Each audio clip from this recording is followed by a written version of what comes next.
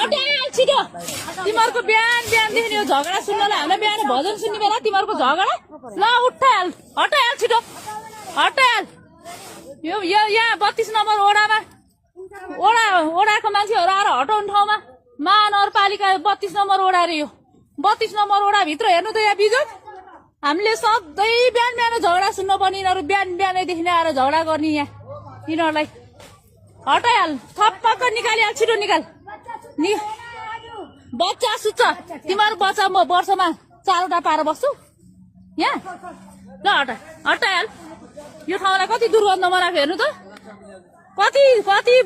ओडालाई भन्नु चाकु ल्याएर काट्ने जे गर्नु छिट्टो हटाइहाल आज हटाइन सक्ति मलाई फेरि ल हटाइहाल बिहान आज बिहिबारको व्रतको दिनमा हटाइहाल होइन हटाइहाल सर हेलो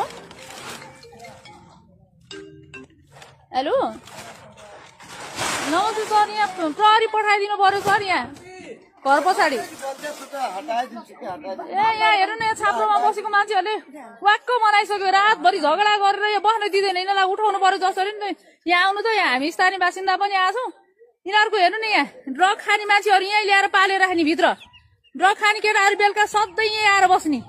अनि यहाँको स्थानीय बासिन्दाहरू मिलेर अहिले सबैजना मिलेर हामीले हटाउनु खोजेका छौँ अब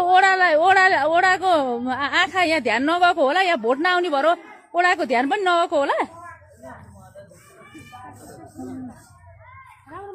ए त्यस्ता निवेदन कति दिइसक्यो सर कसलाई चाहिँ निवेदन दिएको छैन होला र जहाँ भोट आउँछ त्यही मात्र गर्ने हो यहाँ गर्दैन कसैले पनि ल पठाइदिनु मान्छे पठाइदिनु सर